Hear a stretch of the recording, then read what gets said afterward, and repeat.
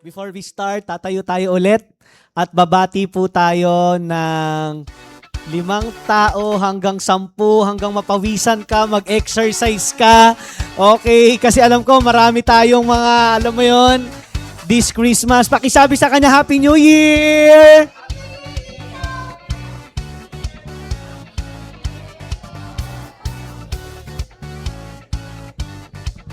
Amen. Praise God.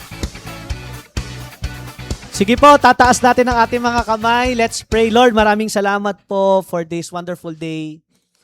At Lord, we don't know what will happen this new year, coming new year, but we will surrender everything to you. But we just want to say thank you, Lord, for all that you've done this year 2025. Marami kami mga experiences, malungkot, masaya, nakakatakot, Lord. Pero tapos na yon, Lord. You are building something new in each and every one of us.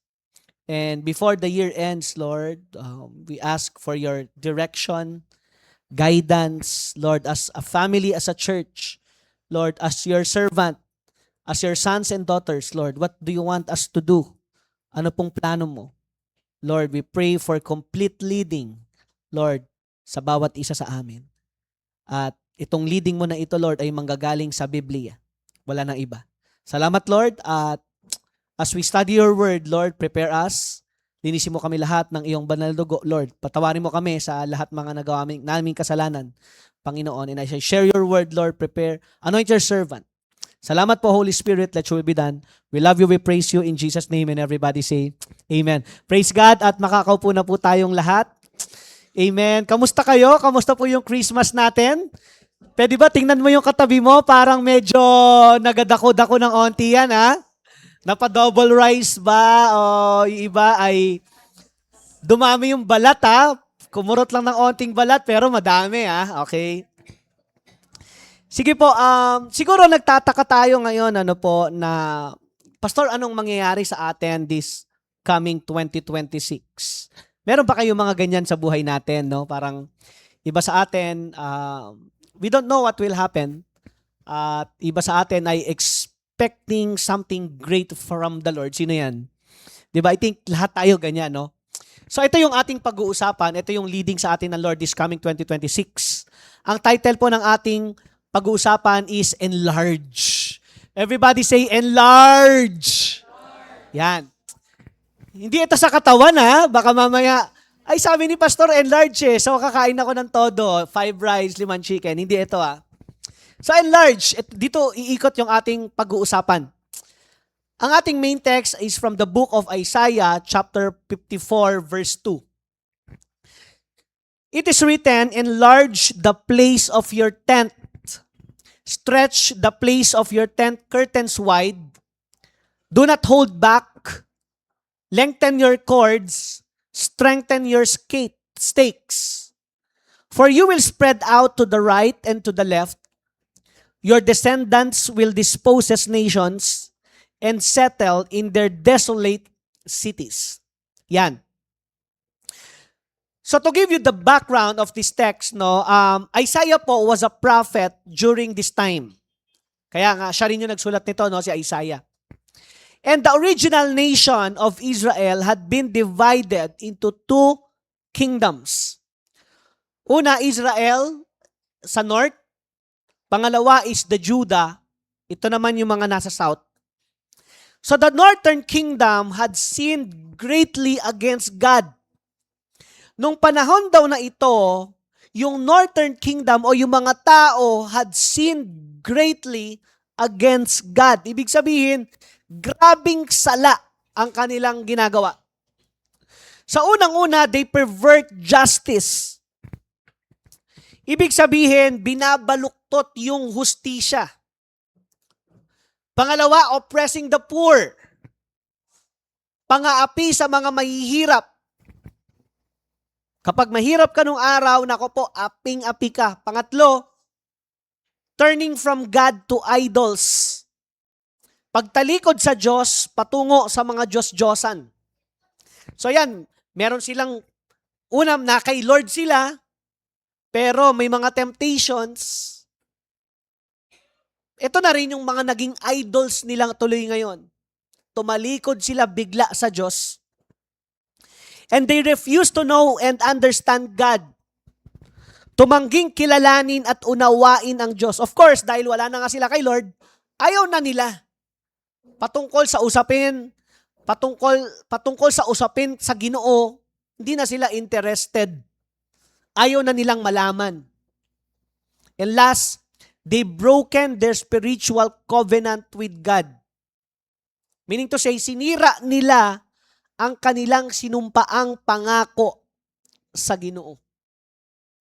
Dati may vow pa sila kay Lord, Lord, i-bless mo lang ako, maglilingkod ako sa iyo. Lord, bless mo lang yung business ko. Promise, ibibigay ko yung para sa iyo. Lord, bigyan mo lang ako ng trabaho. Maglilingkod ako sa iyo. Kaya lang, dumating yung time, they broke their spiritual covenant with God. So because they sinned greatly, because people sinned greatly, the nation becomes barren. Letter A, the nation becomes barren. What is barren? Sige po. Sorry for the word, no? Sa Tagalog, ang barren is baog. So sa panahon natin ngayon, it's okay to become childless or barren. Bakit? Kasi anytime you can adopt or help your family, relatives, or even other people. So kapag barren ka daw sa panahon natin ngayon, okay na yan. Kasi marami ka naman ding natutulungan. Pwede family mo, o yung anak ng mga kapatid mo, o pwedeng ibang tao. But you know, nung panahon nila sa Old Testament, to become childless woman, it is a great shame and disgrace. Ibig sabihin, nakakahiya daw. So ito ay isang malaking kahihiyan at kahihiyan para sa iyong pamilya. Why? Because families depended on children for survival, especially when parents becomes elderly. Ibig sabihin, nung araw daw, ang mga tao o ang mga magulang ay nakadepende sa kanilang mga anak, lalo-lalo na pag sila ay tumanda na. At kapag marami kang anak nung araw, you are rich. Ikaw ay most respected family. Ganyan ang yaman nung araw. No, hindi lang finances, pero paramihan ng anak. Okay? Sa panahon natin ngayon, kapag marami kang anak, anong mangyayari? Mahirap, mahirap, yung iba, hindi pa alam. Paldo.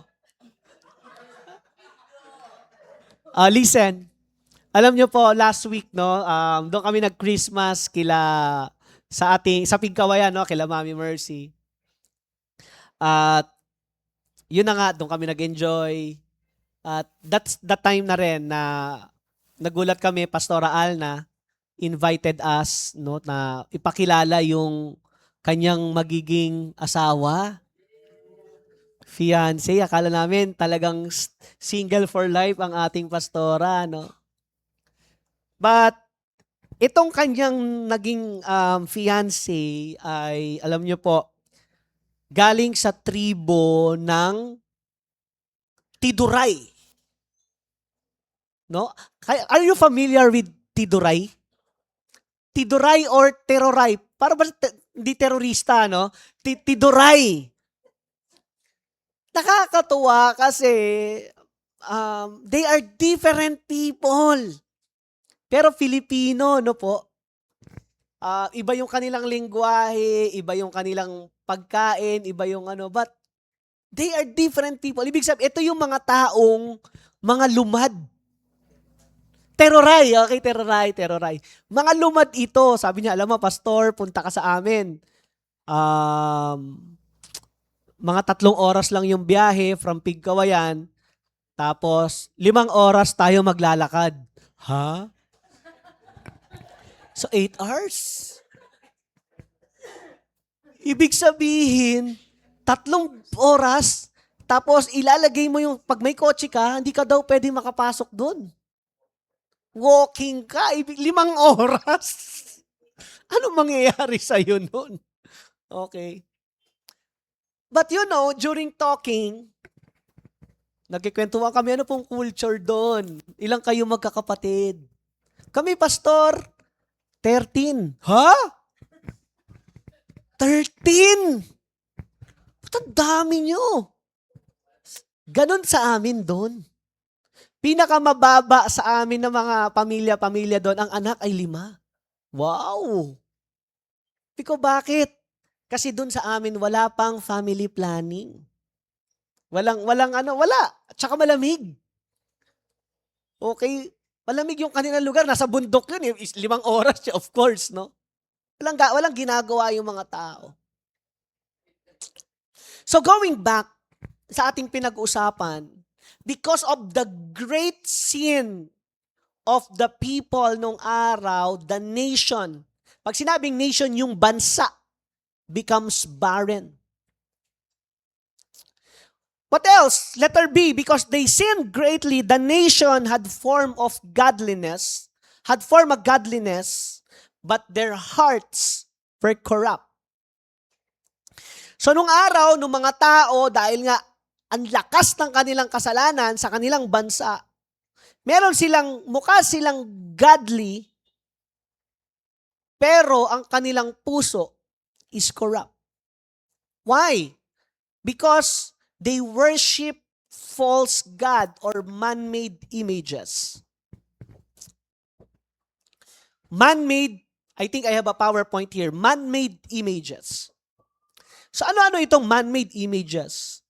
Man-made images were idols, physical statues, or images typically made of wood, overlaid with silver and gold, fashioned by craftsmen and goldsmith.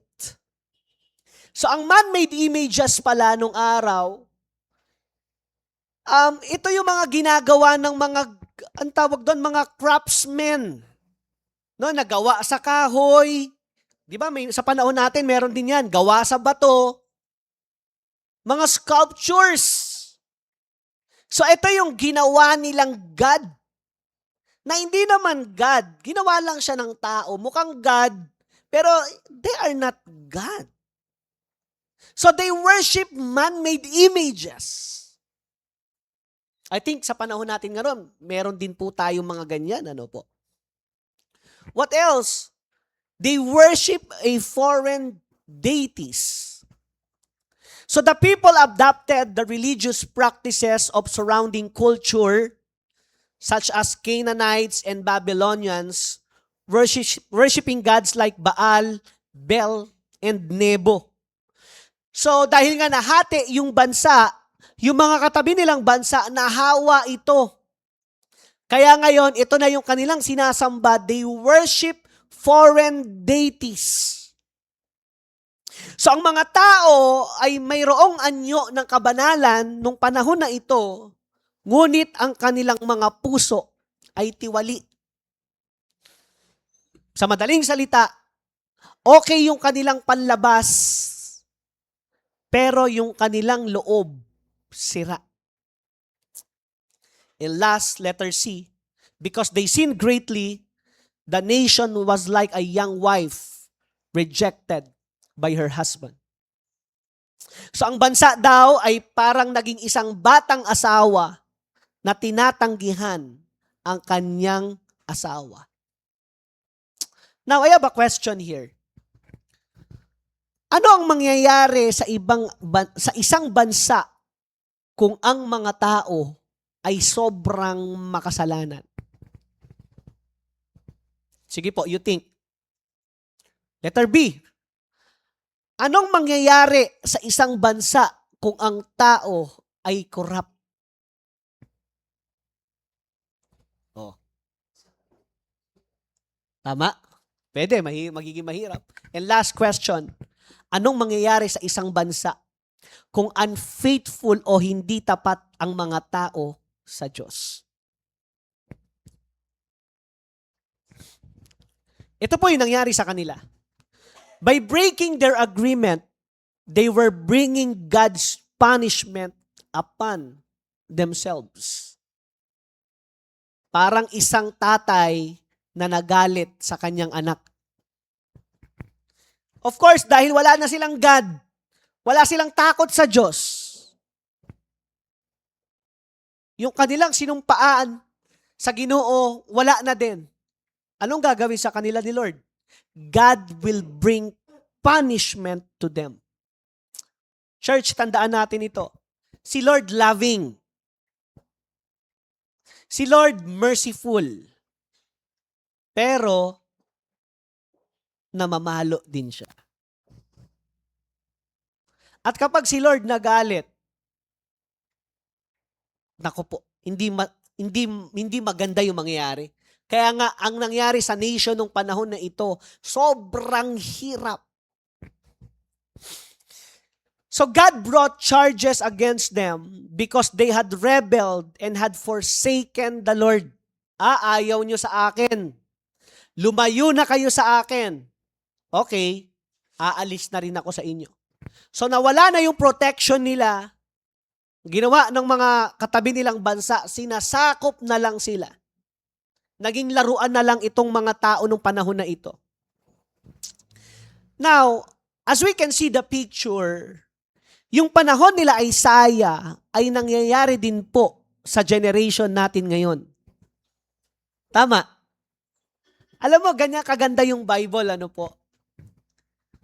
Kala natin yung Bible ay masyadong ang hirap intindihin. No, mali ka.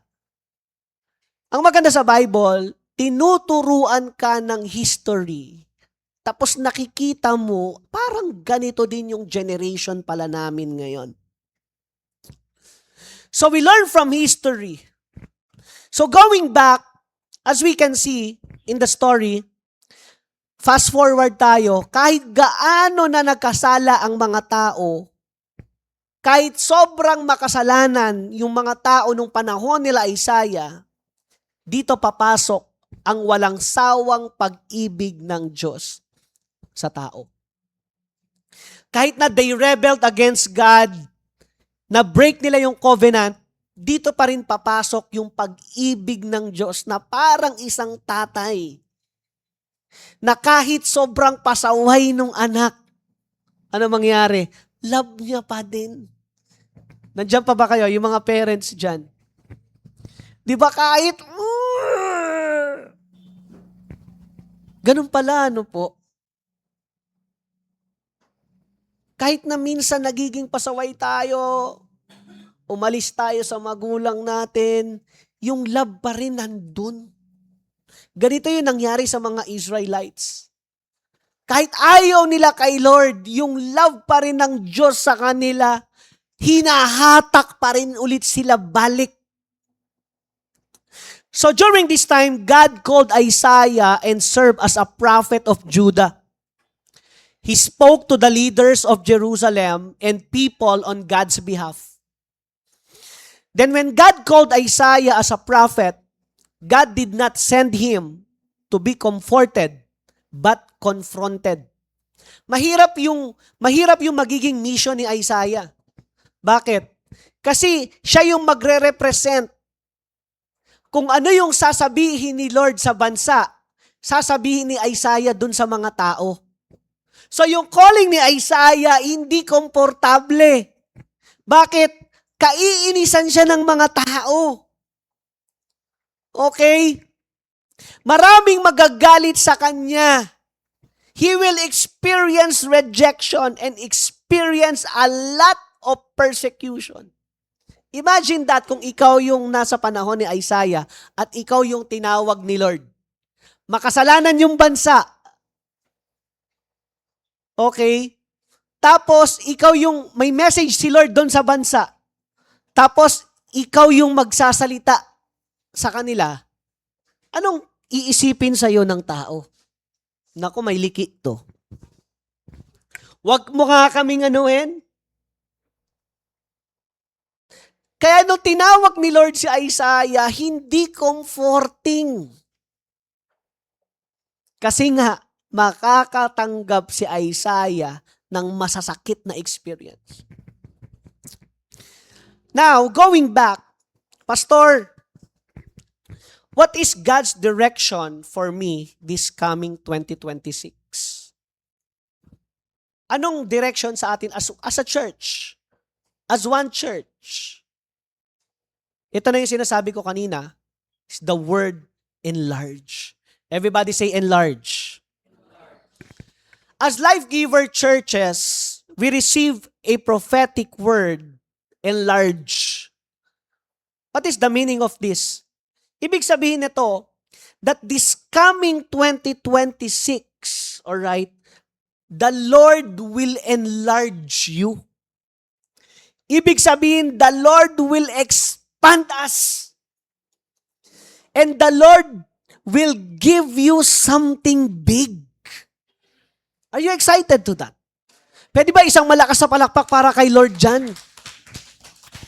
So pag sinabing enlarge, hindi yan gamay, ibig sabihin, dako. Sino dito gusto yung blessing niya 2026 ay dako? Tama ba ako dako?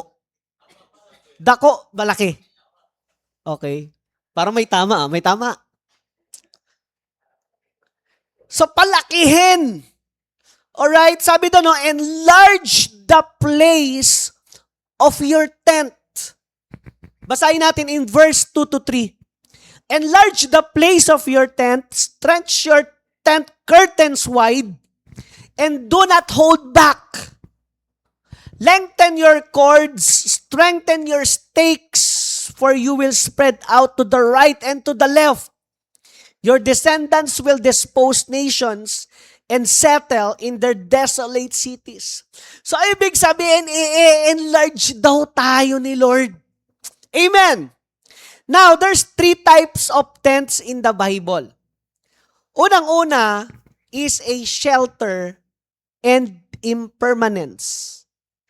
Yan. So, nung sinabi ni Lord sa kanila that enlarge your tent, ang tent pala is bahay. Ito yung kung saan sila nakatira. And tents provided protection, reflecting the mobile, often temporary existence of ancient Israelites. So yung bahay nung araw, wala pang mga ginagawa natin ng mga semento. Okay, wala pang mga floorings masyado, wala pang hagdan o mga elevator, escalator, ngayon na lang yan. Ang kanilang bahay, ito, kurtina, nagawa saan sa balat ng mga hayop. Pangalawa, may cords. Ito pala yung sinasabing cords. Tali. And yung stakes. Para hindi maguba, pinapako nila yon, no? Para kahit anong hangin, hindi maguba yung tent. So this is literally the tent nung araw. So ibig sabihin ng Diyos at ibig sabihin, you enlarge your tent. So tent is a shelter and impermanence. Letter B, pag sinabing tent sa Bible, it's your status. So wealthy people had multiple tents nung araw, including separate ones for wives, while common families had basic furnishings. And last, the tent in the Bible, it means God's presence. O tinatawag nila itong the tabernacle or the tent of meeting. It was where God met His people, symbolizing His nearness and communication. Dahil wala pa ngang mga buildings nung araw, this is the tabernacle. Kung saan dito sila nung araw, kakausapin ni Lord yung prophet sa tabernacle na ito at sasabihin sa mga tao. So ito lang yung mga bahay nung araw. It's like a small tent. Tas ito yung kanilang church. Alright? Now, question. So pastor, enlarge yung plano ni Lord sa atin. Expansion. This is something big. Tanong, kakayanin ko ba?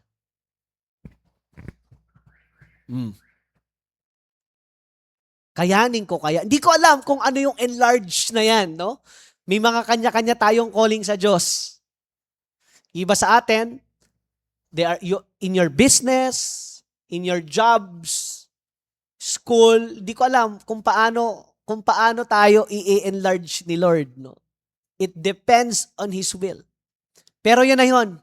The word enlarge, and the next question, Pastor, paano? Kakayanin ko ba? Kakayanin ba natin? And the answer is yes. Isang malakas na malakas mo ng palakpak para kay Lord Don. Now, what are we going to do? What am I going to do? Anong gagawin natin? Dahil may expansion pa lang mangyayari. Ito yung mga babaunan natin. Number 1, do not be afraid. Pwede po ba basahin natin ito sabay-sabay ng malakas? 1, 2, 3, go! Yes. Yung enlargement sa atin ng Diyos, importante, wag na wag ka pong matakot. Okay? Yung iba sa atin, pinag-o-open ka ni Lord ng business. Yung iba sa atin, pinag-a-apply ka ni Lord ng bagong trabaho. Yung iba sa atin dito, gagamitin ka ni Lord to open a life group. Ang iba sa atin dito, gusto ni Lord mag-grow ka pa. Gusto ni Lord mag-level up ka pa. O kaya, nililid ka ni Lord in your classmates. Ito yung pangahawakan natin is do not be afraid. Alam nyo ba na maraming tao na kay Lord pero takot pa din? Are you still there? Kaya maraming taong hindi nag-grow. Ako po, ang dami kong kakilala. No? Kamusta ka na? Hindi, ganun pa rin. Na kay Lord na ito ah. O ano na nangyari sa pamilya mo? Ganun pa rin. Why? Kasi nga, takot. Alam niyo po ba ang takot? Hindi ka pa nagsisimula, talo ka na. Kaya pakisabi sa katabi mo, huwag kang matakot. Okay? Parang nakakatakot tuloy yung itsura ng katabi mo. Hindi na. So do not be afraid. Amen tayo, no? Hindi ko alam what will happen this 2026. Pwedeng mag-expand pa tayo, mag-open pa si Lord. Okay, padala ka ni Lord sa ibang bansa. Hindi natin alam. You start a new career, expansion mo, hindi ko alam. But the Lord said, do not be afraid. Number 2, forget all the shames.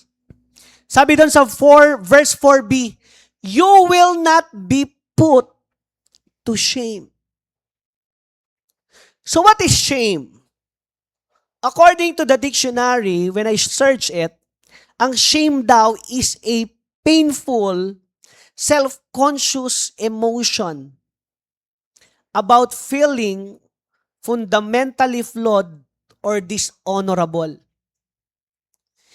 Ito daw yung it is a leading to a desire to hide, withdrawal, or self-criticism. Naka-experience ba kayo ng ganyan?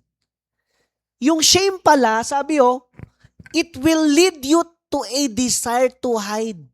Ibig sabihin, ang mga taong may shame, or ibig sabihin, mga nakakahiyang experience na ginawa, magkakaroon sila ng desire to hide or withdrawal or self-criticism. Anong ibig sabihin nito? Kaya pala may mga taong nagtatago. Bakit?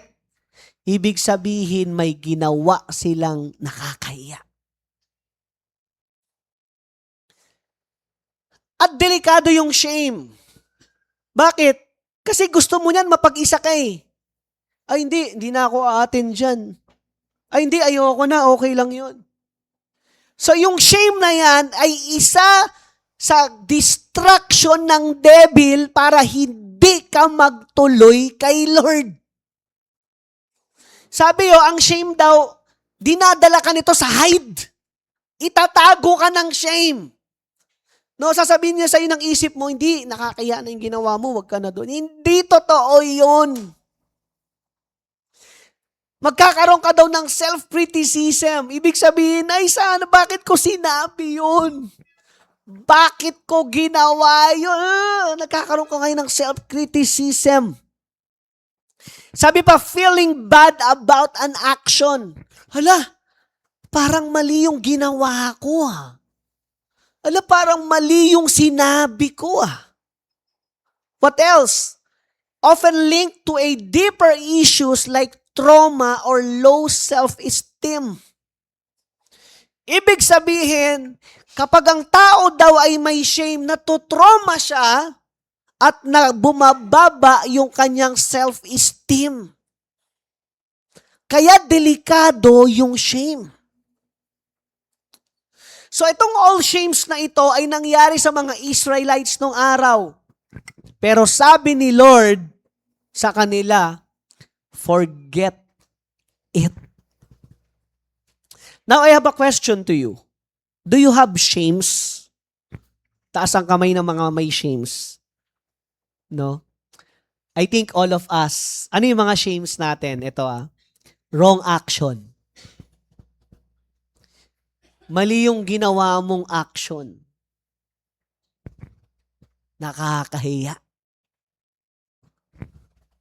Ako may mga shame ako. Dahil nga siguro, bata-bata pa ako nung araw, nakakahiya yung ginawa ko. Promise. Alam niyo kung ano yung nakakahiya kong ginawa? Meron akong gustong babae. Alam mo, sinabihan ko na gusto ko siya nung kami ay nasa bus.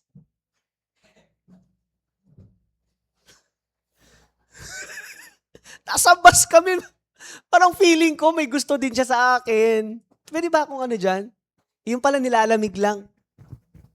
Ako naman parang nag-isip-isip ako na, parang gusto ako nito. May gusto ako sa kanya. Hindi ko pa kilala si Nice, no? Mga youth days ito youth days. Nung pagpunta namin sa isang lugar, yung sinabihan ko na gusto ko siya, umiiyak. Yung tropa ko na, syempre tropa, mga youth days, anong ginawa mo? Lalagot ko, umiiyak si Sinabihan ko kasi na gusto ko siya. Ba't mo ginawa yun? Nakakaya yung ginawa mo. So ako naman, oo nga no. Unang-una, bata pa kami. Pangalawa sa bus.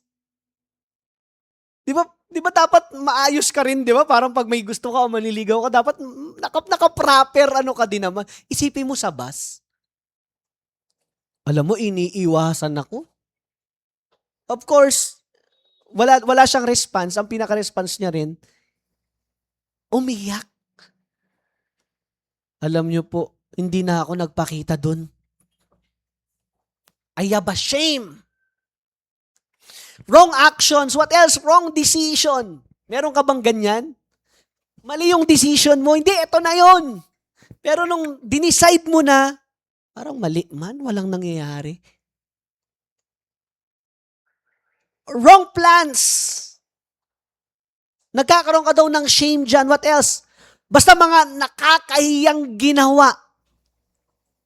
But God's promise for you, for us, sabi ni Lord, forget all the shame. Pwede ba isa mo na malakas sa palakpak para kay Lord dyan? 2026, papasok na naman yung 2026. Lahat ng mga nagagawa natin nakakahiya. I don't know, kahit di nyo na lang po i-share sa akin. Alam nyo yan.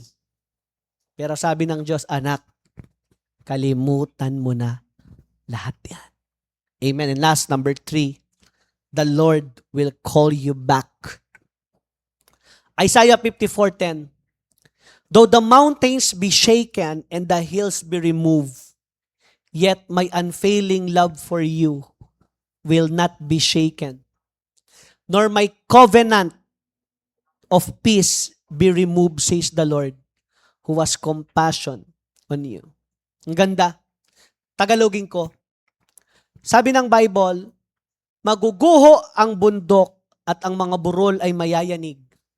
Ngunit ang wagas na pag-ibig ko'y hindi maglalaho at mananatili ang kapayapaang aking ipinangako.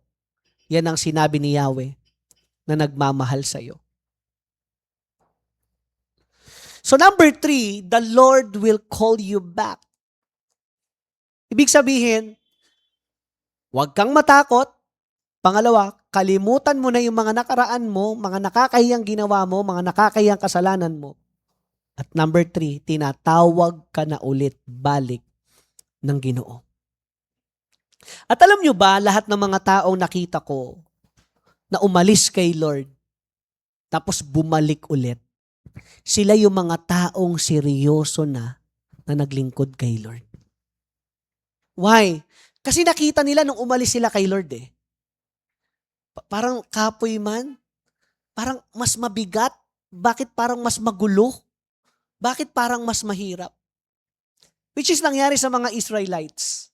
Ang tagal nila lumayo sa Diyos. Pero the good news, nung binalik sila ng Diyos, sineryoso nila si Lord at gumanda yung kanilang buhay.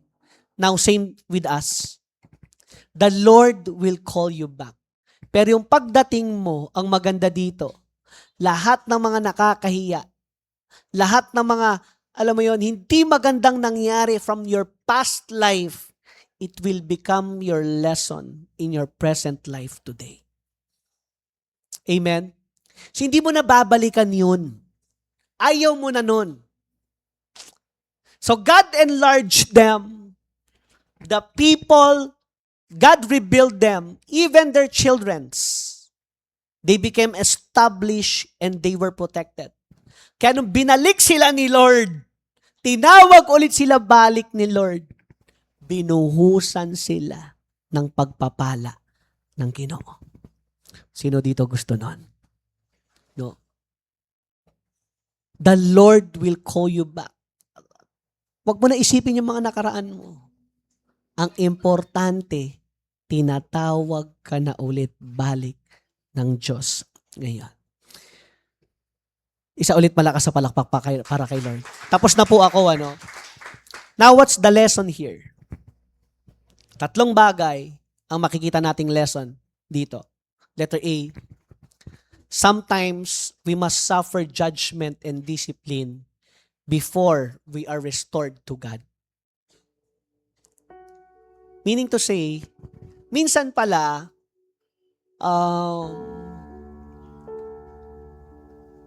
makakaranas ka muna ng mga discipline eh.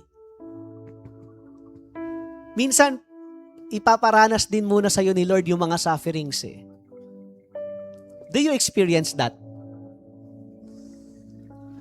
At because of that sufferings, doon ka mapapaisip eh. Bakit ganito na yung buhay ko ngayon? Ay, bakit? For my past years, ganito pa rin ako. Like the Israelites, ang tinding sufferings nila. Actually, yung mga sufferings na mga nangyari sa atin ngayon, mga petty na lang po ito eh. Hindi kagaya ng mga panahon nila, mabibigat yung kanilang mga sufferings. So minsan may mga ganito pala si Lord. It's part of your life. It's part of our journey from the Lord. Idadaan ka ni Lord dyan. Maya-maya, dinidisiplina ka na ni Lord dyan. Then after that, maya-maya, nire-restore ka na ulit balik ng Ginoo. Letter B, what's the lesson? The love of God is beyond measure. The love of God is beyond measure. In Romans 8:38-39, for I am convinced that neither death nor life, neither angels nor demons, neither the present or the future, nor any powers, neither height nor depth, nor anything else in all creation will be able to separate us from the love of God that is in Christ Jesus our Lord. Ganda! Look at what happened to them. Grabe ng sinila. Pero sabi, kahit gaano kalaki man ang nagawa mong kasalanan, mas dako o mas malaki pa yung pagmamahal dyan sa'yo ng Ginoo. Ganda oh. Even the death, even the life, kahit mga anghel, even the demons, ano mang present or the future, dumating pa yung 2026, 2027, 2028, o kahit ilang many years pa, God's promise for us is He is still love you. Wow.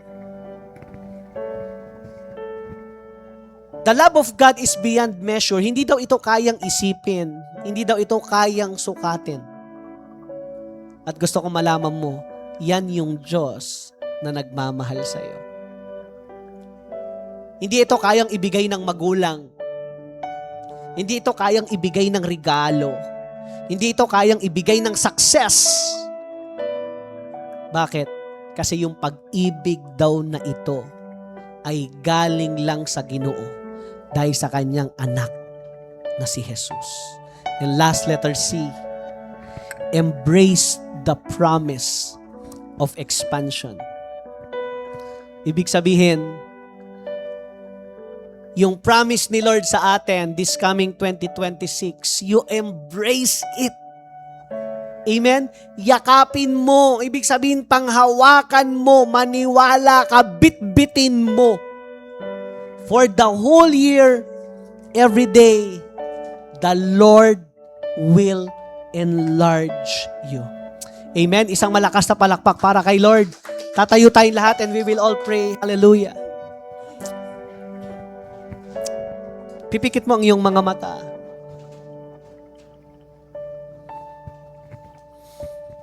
Habang nakapikit ka ngayon, ilang araw na lang, papasok na naman yung bagong taong 2026.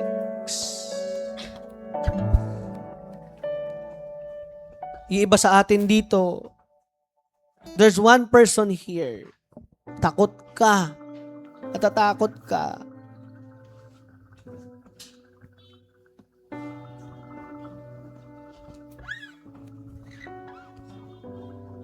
Pwedeng sa mga nangyari sa buhay mo, pwedeng sa status mo. But God said to you right now, anak, do not be afraid.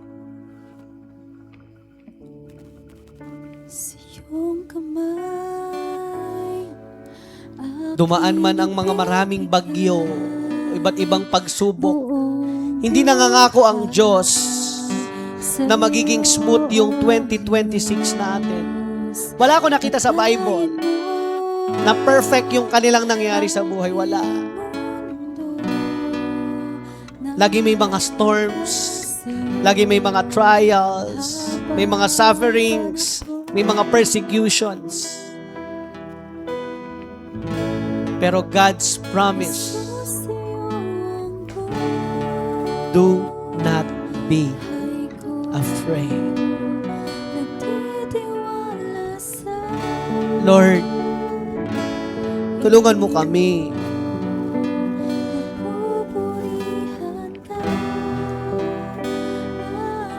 Alisin mo yung mga takot sa aming mga puso. Alisin mo yung mga trauma. In the name of Jesus. Letter B, the Lord's promise for us, forget all the shame.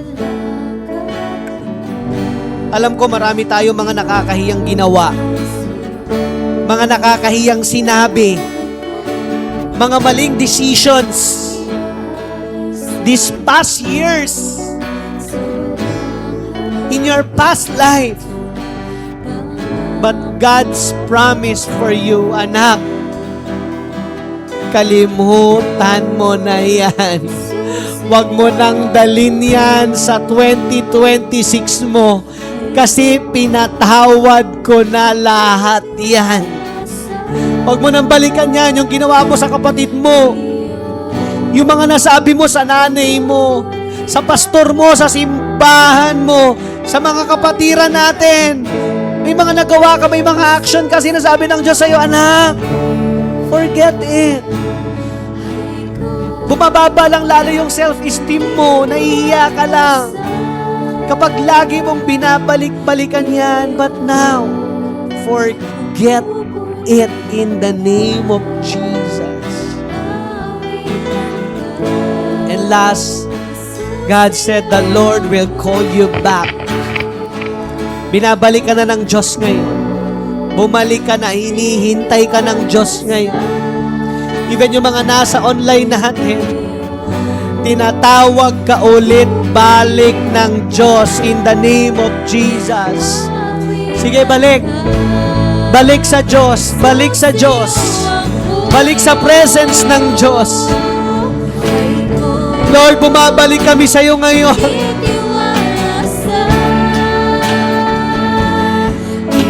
In the name of Jesus, sa presensya mo, sa kalooban mo, sa gusto mo, Lord, tulungan mo kami sa aming mga decision, sa aming mga plano, na hindi kami nagkakamali.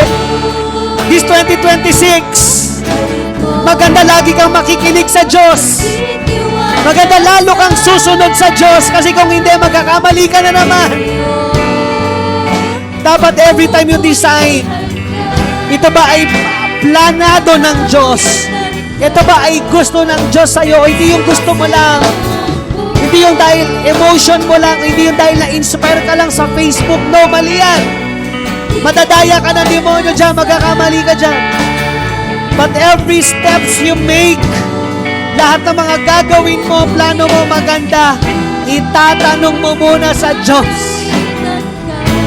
Kasi kung hindi, magkakamali ka na naman. Magsasayang ka na naman, mahihirapan ka na naman. Lord, help us. Guide us completely, God. In the name of Jesus.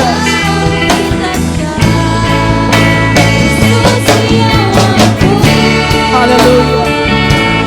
Ay ko, magtitiwala sa iyo. Sige, let's worship the Lord together. Awitan ka. Sige, kantahin mo kay Lord yan. Ako. Let's raise our hands to God right now. Magtitiwala sa iyo. Magpupurihan ka. Aawitan ka. So sa'yo ako. Ang buhay ko. Magtitiwala sa iyo. Magpupurihan ka. Aawitan ka.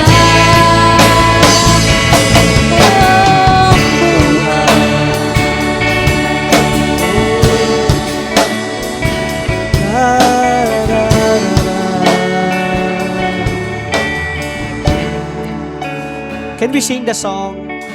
Jesus, sa'yo ang buhay. Make it a prayer right now in the name of Jesus. Sa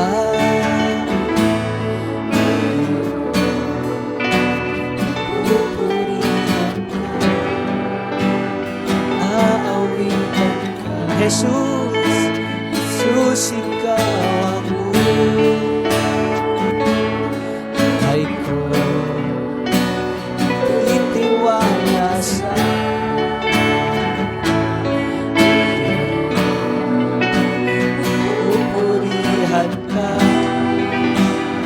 Aawitan ka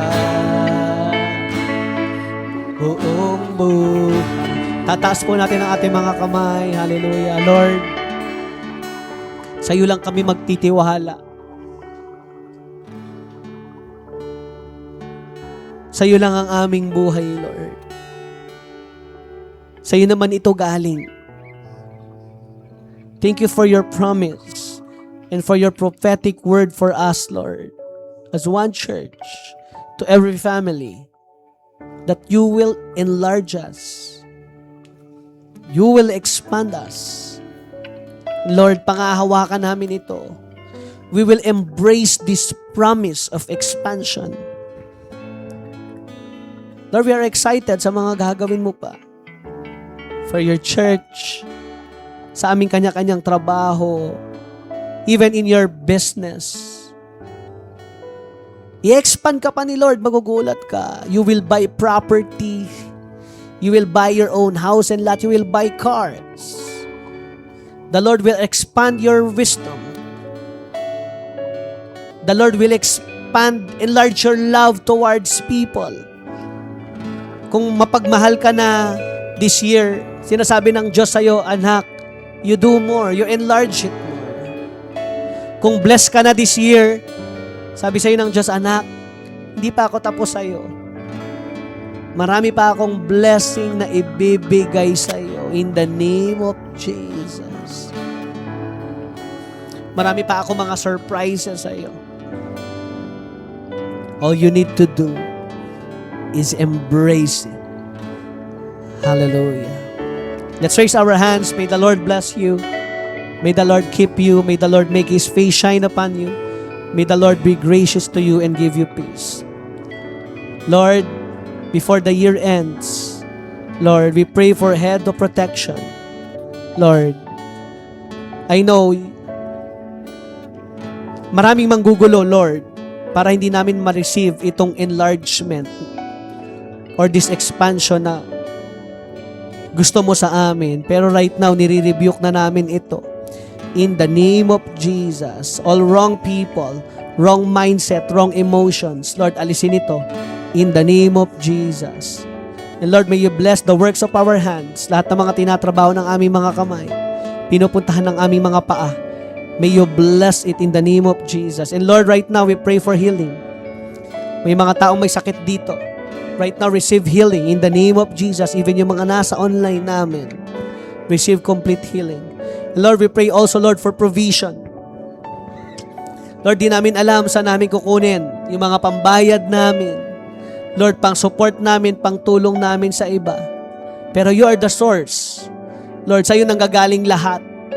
We believe, Lord, that you're going to provide for us every day in the name of Jesus. And Lord, thank you for your church.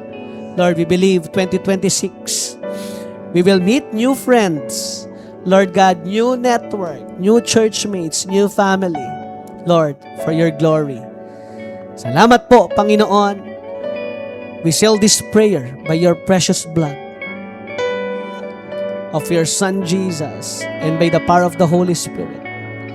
And Lord, 2025, maraming salamat po. Panginoon, 2026, we are excited sa gagawin mo sa amin. We love you, Lord. We praise you. Ito po ang aming dalangin sa pangalan ni Jesus. And everybody say, Amen. Isang malakas na palakpak para kay Lord. Sige po, yung malakas na talagang excited sa 2026. Hallelujah! God bless and Happy New Year po sa tanan!